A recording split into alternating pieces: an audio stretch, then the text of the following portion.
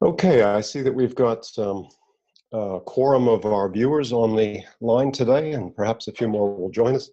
So I'm going to ask our moderator in the background to go ahead and begin the recording, and we'll get started. Once again, welcome to this webinar, Influencing with Impact, the 8 Essential Steps. As I mentioned before, please explore the chat function and feel free to send us chats during the webinar. This will be your principal means of communicating. In addition to that, we'll send a few polls every once in a while.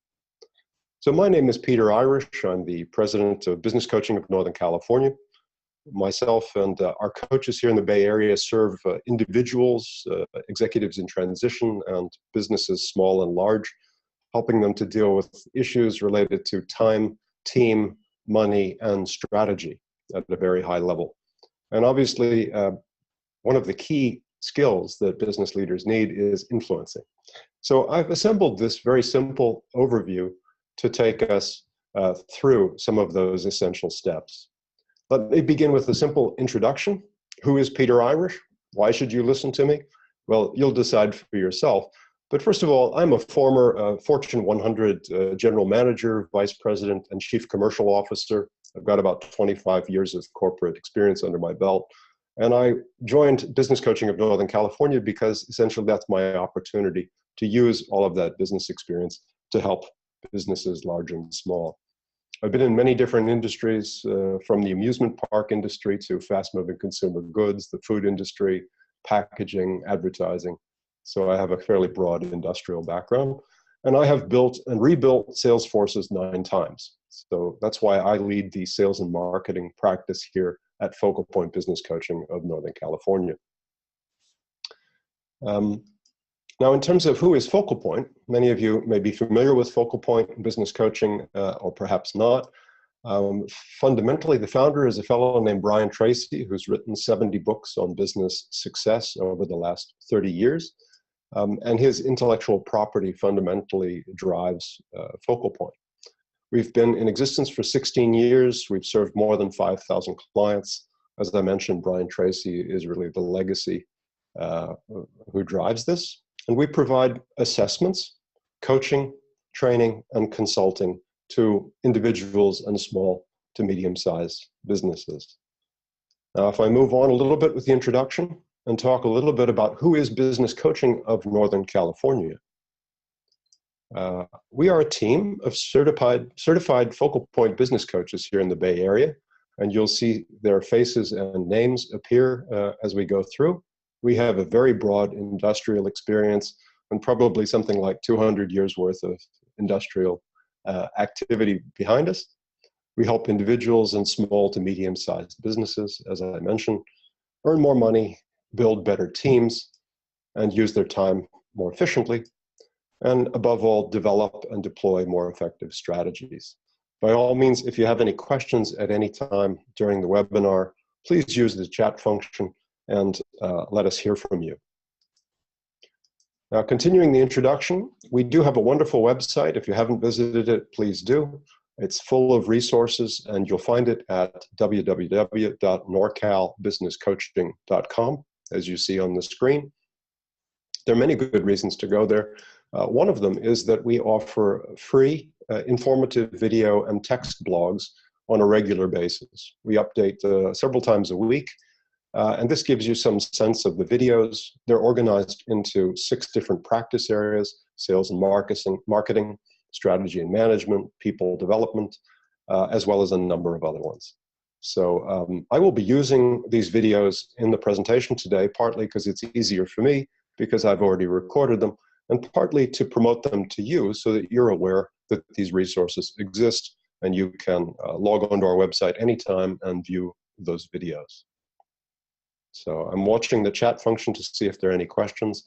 None so far. Now, what we would like to know is a little bit more about you. So we have a poll, which my moderator, Julie, is going to send out right now. Would you please take 30 seconds and just tick off the information so that we have a better understanding of what you do for a living and what your major functional focus is. So you should have a poll on your screen. Please go ahead and tick one box on each of these questions and return it so that the host can summarize quickly. Okay, so here we have a very nice summary of the results that'll give you a sense. I trust you can see that. Please text us if you cannot see the poll results, but this gives us clarity about who is an owner, who is a manager, who is a team leader, team member, general management, sales, and marketing. So that's excellent. Thank you so much for sharing. Now we have a better understanding of who you are. And I'm also trying to underline the fact that part of influencing is very much about building an interaction with your audience. So thank you for interacting. Let's go ahead and get started now with the actual content of Influencing with Impact, the 8 essential steps. So in terms of the content, we will be working through at a high level fairly quickly these subjects: self-awareness, know your audience, structure your message, leverage the 3 basic impulses, engage your audience, utilize the 4 essential communication signals, address the audience's needs, and deliver results.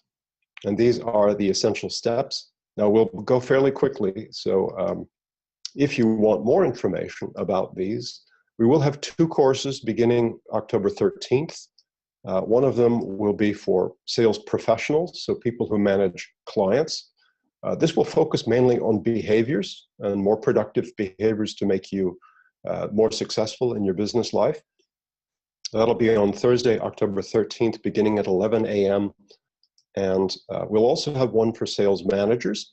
So these are people who manage processes related to sales. This could be acquisition or lead generation, a number of different processes. I'll explain in just a minute. That will be at 1 p.m. on Thursday, the 13th of October.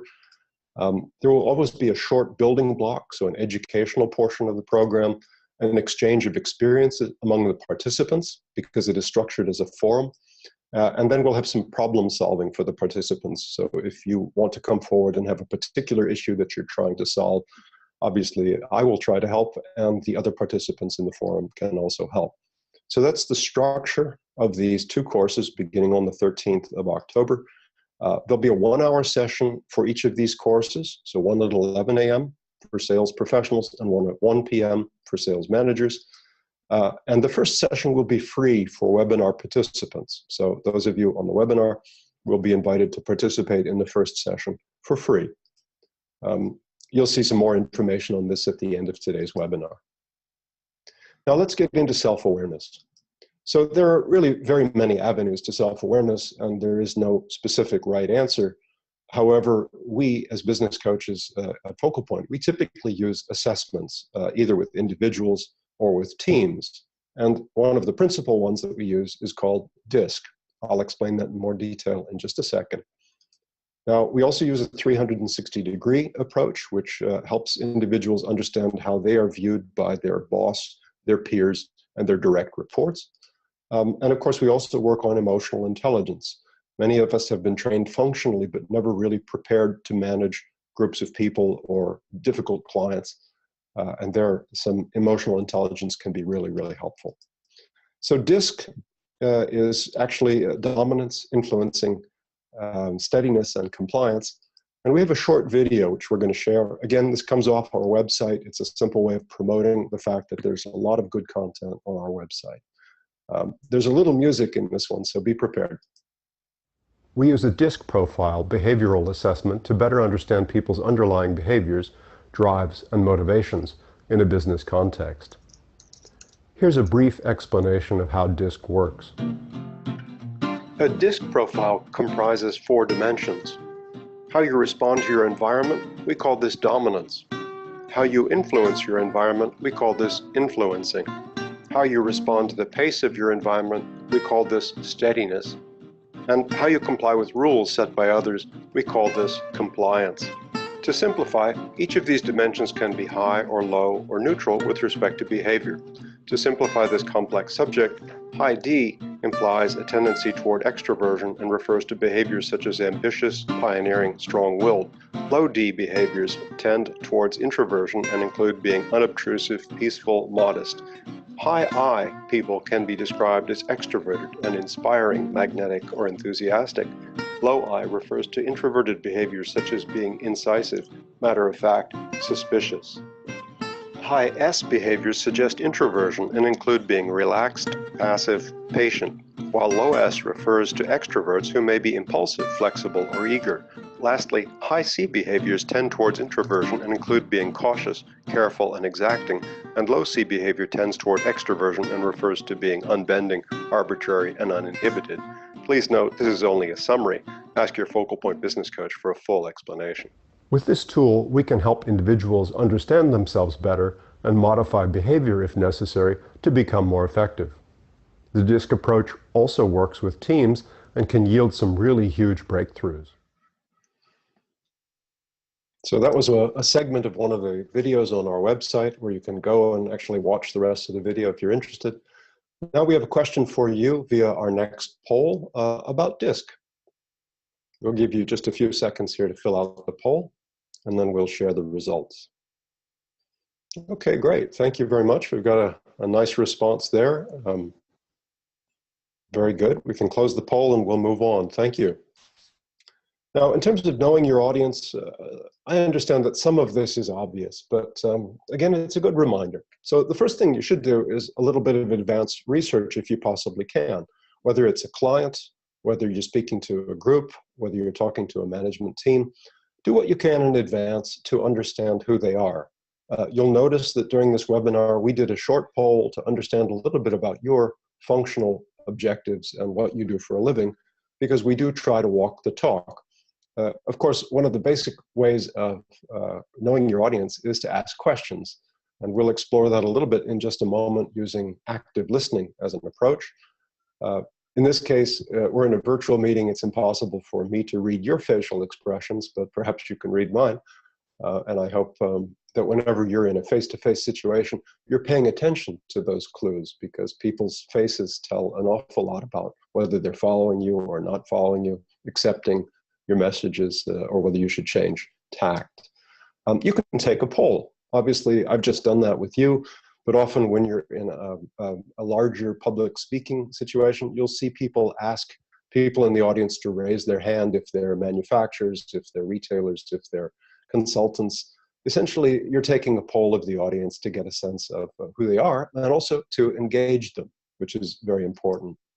Now, I would not suggest taunting, but I am pointing it out. It is a tactic. You can provoke your audience, maybe with a bit of humor, certainly not too much, to get them to respond. But please be careful with that. It can backfire badly. Then, of course, the entire portfolio of tactics of active listening, and we'll talk about that in just a moment via a little video on the subject, which is right here.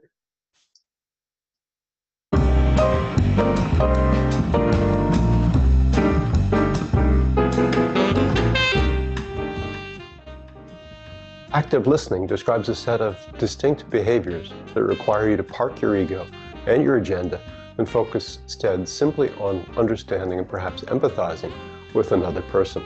The single-minded purpose of active listening is to help the listener better understand. It's quite normal in a dialogue to respond to the other person's statement by giving your own opinion on the subject, but that is one behavior you should generally avoid in active listening. Instead, hold judgment and ask a question or encourage the speaker to continue. For example, could you expand on that? Or why do you say that? Or that's an interesting perspective. Tell me more. Use your head, your hands, and your eyes. Keep eye contact. Nod. Indicate that you're listening. Use your hands to invite the speaker to continue. Of course, you must really pay attention too, not just pretend. And in addition, you may want to clarify. For example, now did you mean this or that? You can also summarize what the other person has said. For example, what I think I heard was, did I understand you correctly? Often it's useful to simply reflect on the speaker's words and not respond immediately, perhaps while nodding gently to indicate that you're thinking. This can encourage the speaker to expand on his or her own. You can always share a similar experience or thought to help the other person feel properly understood, but be careful not to go on too long. Keep the focus on understanding the other person. So that was a quick overview of using active listening as a tactic for improving your knowledge of your audience. Tell us now via a poll a little bit about what you've just absorbed. So please send the poll. Thank you very much for filling out these polls. It really helps us understand how we're doing in the course of the webinar so we can focus a bit more or a bit less. Okay, good. Thank you very much for that feedback. I think you can go ahead and close the poll and we'll move on. So in terms of structuring your message, clearly you have to build on your knowledge of the audience. And one thing that we often forget is to consider the behavioral style. Consider telling your story from several different points of view to cover all the bases. Remember, not everyone thinks like you. We all have different styles of communication and of thinking. So some people prefer a very linear story. Some people want it to be a little bit more elliptical with pauses and explorations of anecdotes that illustrate. Some people prefer humor. You might want to try a couple of different approaches to see how it works with the audience before you commit to a specific one. Obviously, you should create a flow that is logical, if A, then B, and easy to follow. And you should always, of course, introduce, explain, summarize, and conclude.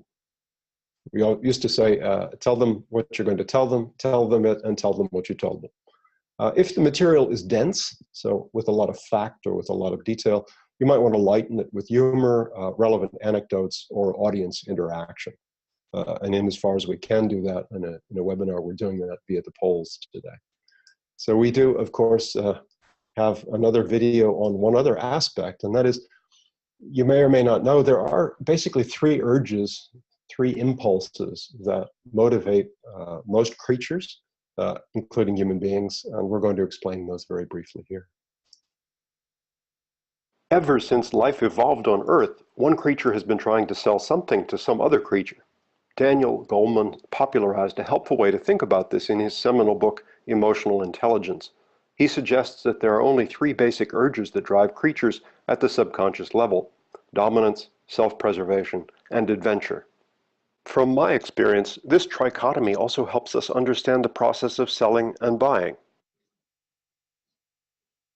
So you don't often think about this, perhaps, but you'll see people in meetings. They will be projecting self-preservation, so security.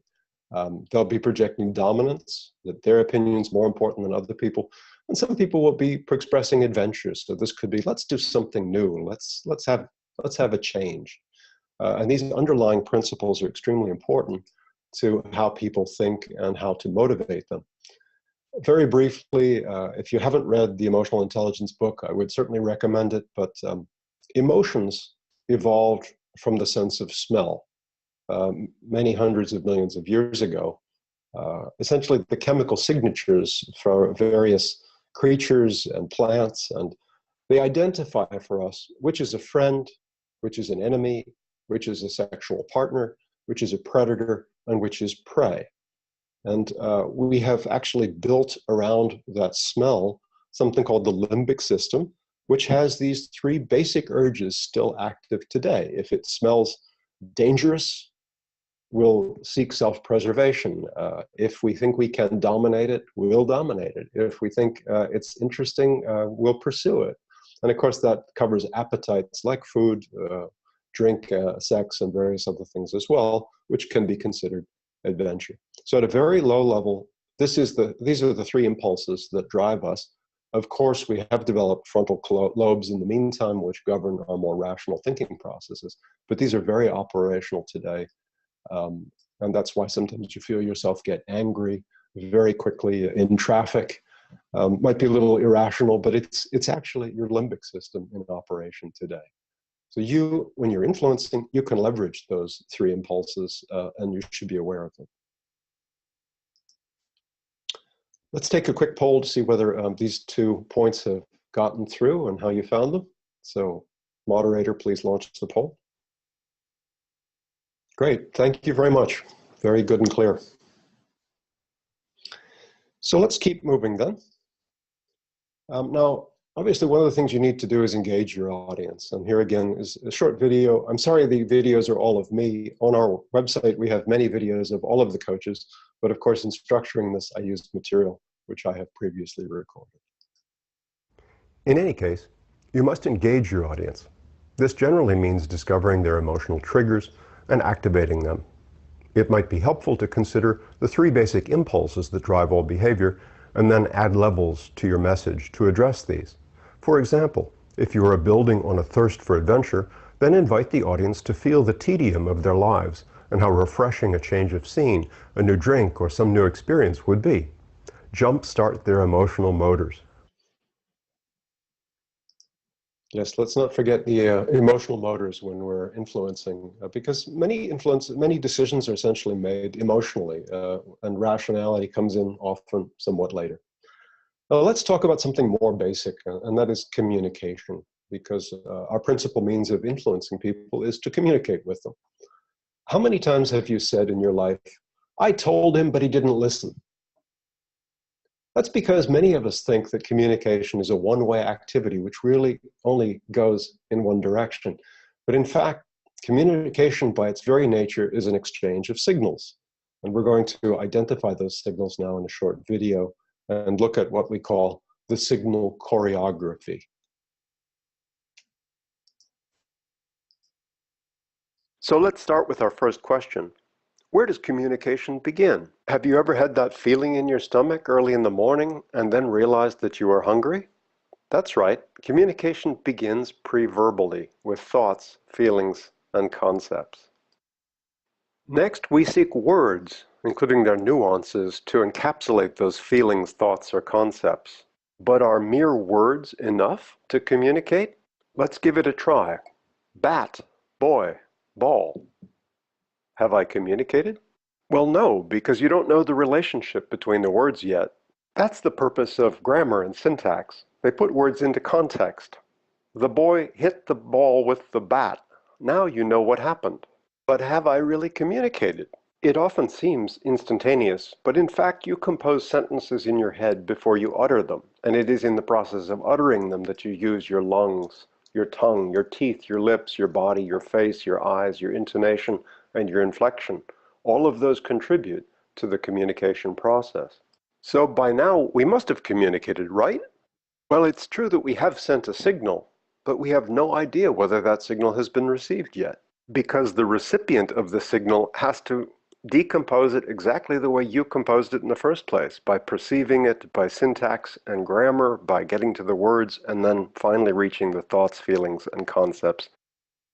By now we must have communicated, right? Well, unfortunately, actually all we've done is send a signal. We have to wait for some sort of confirmation, a receipt, that the signal has been received. This might be a gesture, it might be a blink, it might be a nod. Then we need to check the comprehension, ask a confirming question. And finally, when we get the confirmation that the signal was comprehended, only then is there a probability that communication has taken place. So perhaps it's time for you to re-examine your communication tactics and see whether you're in fact sending, looking for the receipt, checking comprehension, and then receiving the receipt of comprehension. If you send those four signals, the probability of your communication achieving its objective is much, much higher. So we've built here on Noam Chomsky's universal grammar, and he was one of the first people to really identify this construction and deconstruction process in communication. But we often see that people simply send a one-way signal and assume that they've communicated. And obviously, often that doesn't work. So please consider, when you say something, request a receipt, did you hear me? And then you might want to check comprehension and ask them, well, what does that mean for you? And see if their answer confirms that they've understood the content and the implication. Okay, so on communication, we're going to move to another pole now. So we've got engaging your audience and utilizing the essential communication signals.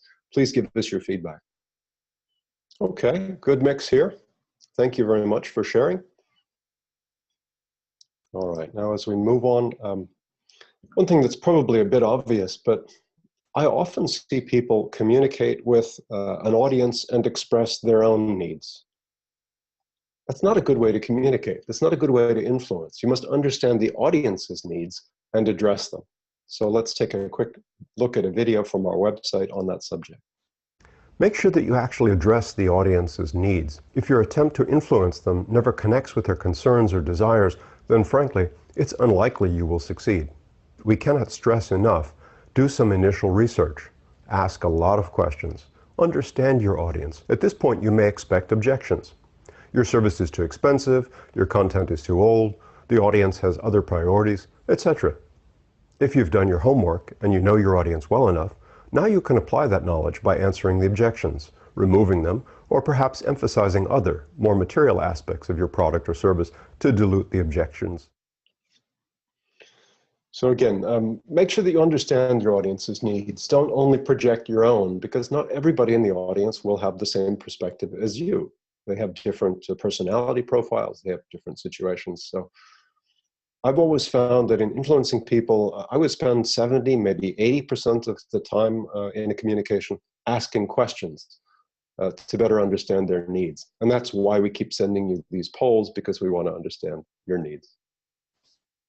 So in terms of delivering results, again, this might seem obvious, but you cannot always assume that you're going to deliver results. So it's extremely important that you do. Be aware that perceptions matter. It's not just a question of doing the actual performance of the service or delivering the product.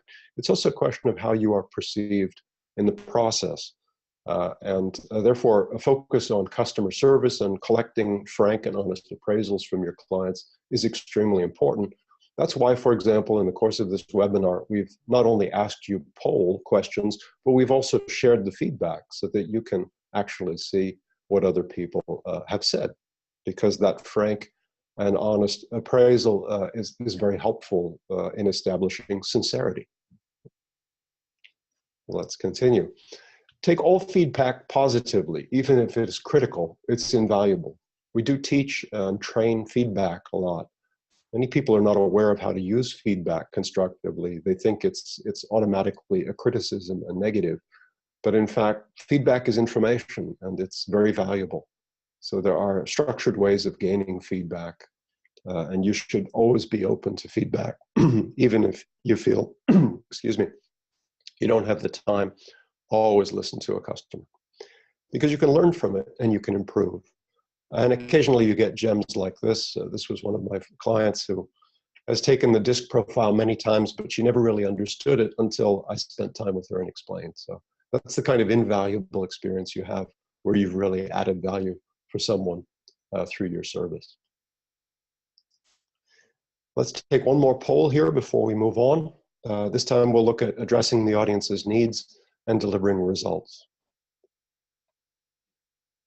That's excellent. Thank you so much for your feedback, and I'm glad that it was informative. So we're now moving into the actual courses which we'll be offering in October. So I'm going to spend a little bit of time explaining this.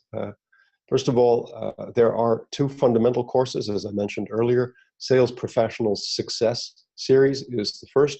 That is for people who actually manage clients and who want to work on their behaviors and become more influential. The other one is Sales Managers Success Series. That is for people who manage processes. They might manage sales teams. And we'll explain a little bit more about that in just a second.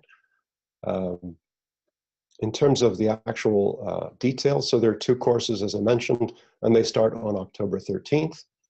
The Professionals course will have these building blocks, as I mentioned, then a shared experience. So participants will have an opportunity to share relevantly so that we round out the topic and we don't only focus on one aspect of it, because businesses are different, but they have, let's say, common aspects.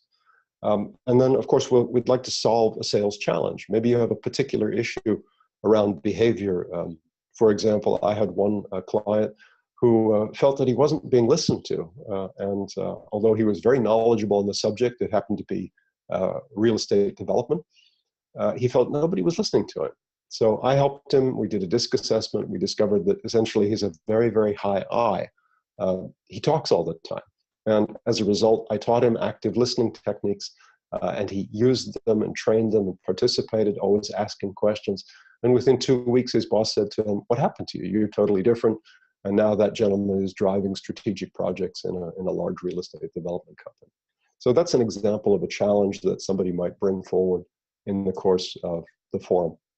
In terms of the building blocks, again, for the Sales Professionals Success Series, we'll go into much more detail on self-awareness and how to use and understand self-awareness to maximize your behavior strengths.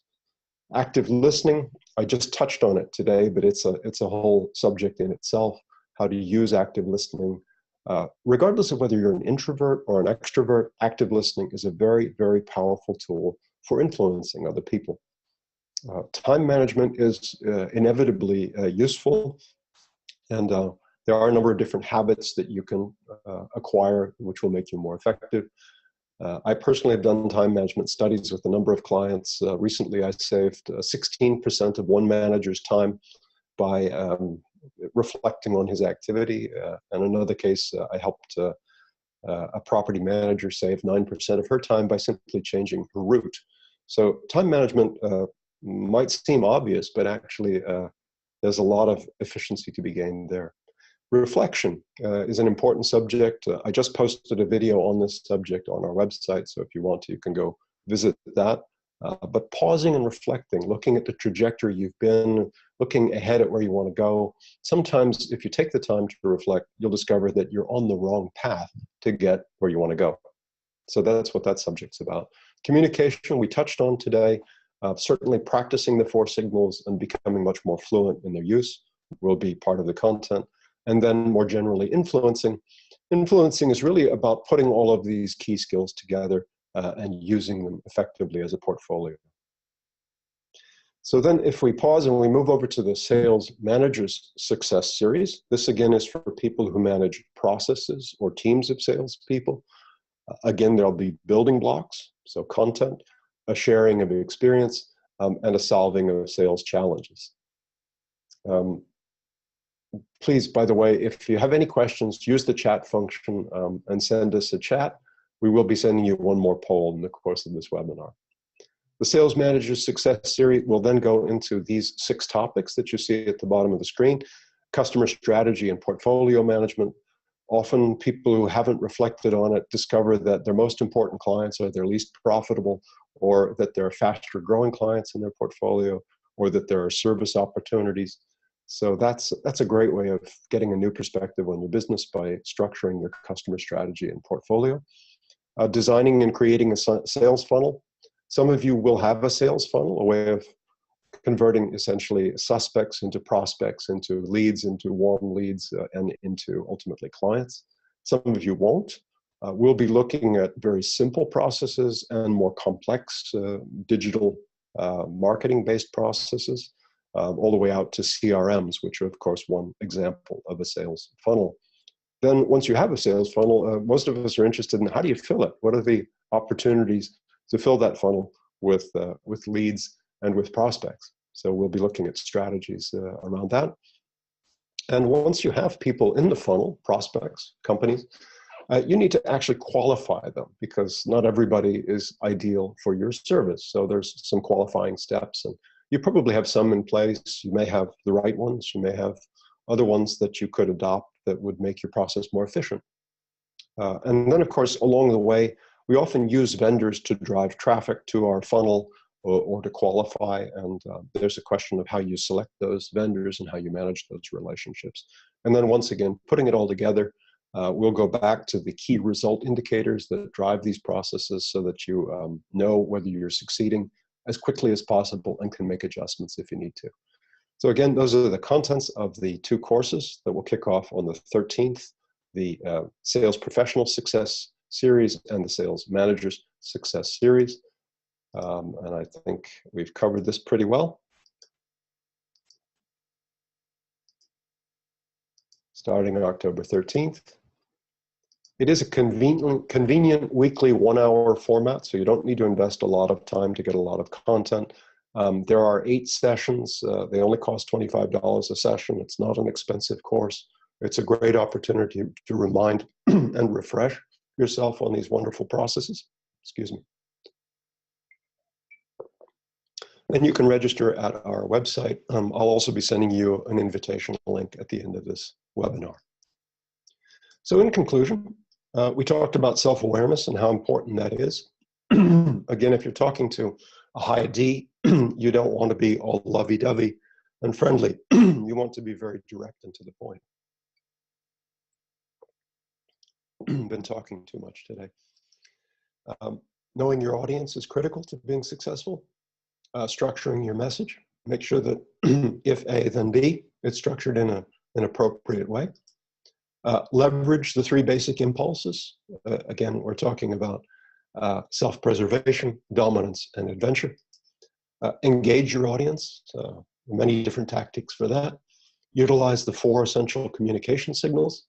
Make sure that you send that signal, that you get the first receipt, and that you then question confirmation, and you get a confirmation that the signal's actually been received and understood.